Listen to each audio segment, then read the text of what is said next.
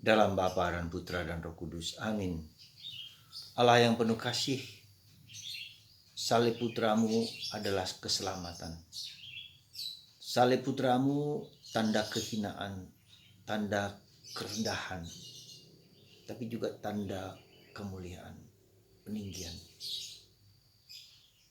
Salib yang merupakan yang menghancurkan manusia, tapi salib pula yang menyelamatkan manusia. Bantu kami ya Bapa untuk mengerti, memahami, dan menyelami, menghayati salib Yesus dan salib kami sendiri. Berkat Tuhan atas diri kami semua, Bapa, Putra, dan Roh Kudus. Amin. Para saudara, hari ini merupakan secara sejarah historis bahwa Santa Helena menemukan salib Yesus. Dan untuk membuktikan bahwa salib ini benar-benar salib Yesus, maka diuji. Ya, ada beberapa salib, dan ketika ternyata salib Yesus ini menyembuhkan orang dari sakit, dari mati, dan itulah kemudian menjadi salib Yesus. Di mana sekarang salib itu kita tidak tahu persis, karena sejarah begitu panjang, begitu lama. Tetapi yang penting adalah salib Yesus yang Yesus tanggung, yang merupakan silih atas dosa manusia. Di mana manusia jatuh dalam dosa, dalam ketidaktaatan dalam perjanjian lama, dalam Adam dan Hawa, yang karena kesombongannya, karena keangkuhannya, ingin menjadi seperti Allah. Dan harus ditebus dengan ketaatan total kepada kehendak Bapa. Total, saya katakan. Tidak main-main, tidak sembarangan.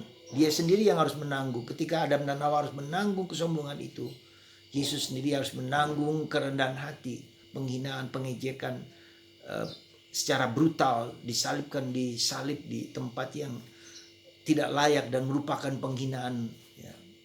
Dan dalam perjanjian lama ketika Musa memerintahkan bangsa Israel yang telah mengeluh, komplain kepada Tuhan karena mereka tidak dapat makan apa-apa, lalu mereka dihukum dengan dipagut ular. Ya, lalu banyak yang mati dan mereka mohon ampun kepada Tuhan lewat Musa, dan Tuhan mengatakan buatlah salib. Ya. Jadi ular tembaga itu dibuat salib. Dan ketika mereka memandang salib itu, mereka sembuh. Mereka memandang ular tembaga itu, mereka sembuh. Dan kita bisa tahu secara medis bahwa ular itu binatang yang mengerikan, menakutkan. Tetapi ular juga, serum ular itu menyelamatkan. Ya. Serum ular ya, menyembuhkan. Maka simbol dari apotik adalah ular yang dalam salib itu menyembuhkan. Nah, saudaraku terkasih, itulah kenyataan objektif bahwa Tuhan menyelamatkan kita dengan salib, dengan darah, dengan korban, dengan cara yang direndahkan. Dia direndahkan maka ditinggikan. Ya. Kita harus merendahkan diri supaya nanti pada waktunya kita ditinggikan dengan cara apapun juga.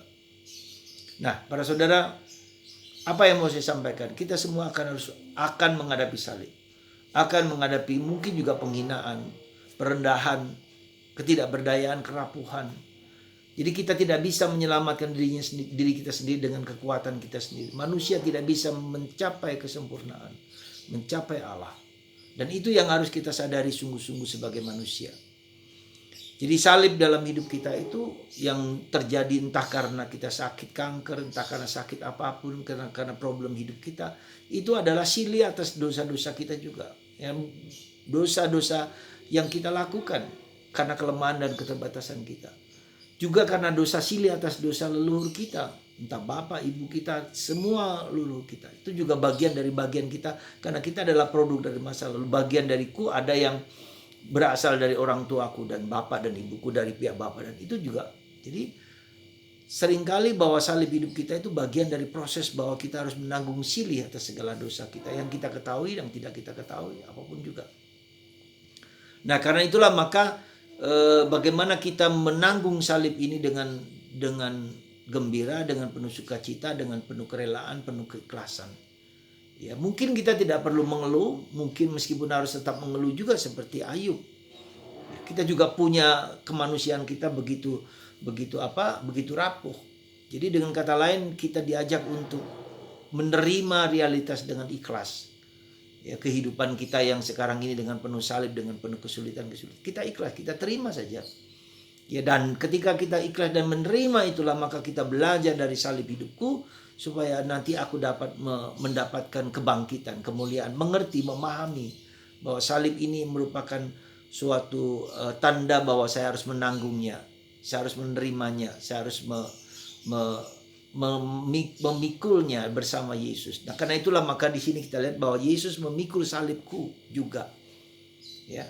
Dan salib Yesus yang Tuhan berikan kepada kita tidak melampaui penderitaan dan kekuatan kita. Dan semakin tinggi penderitaan itu, tentu saja Tuhan mau mengangkat lebih tinggi kesadaran, consciousness, higher awareness, kesadaran akan realitas itu, dan kita paham, dan itu dipahami oleh Yesus. Maka dia dengan rela dan ikhlas, bahkan pada waktu disalib pun dia masih mau mengampuni, memaafkan.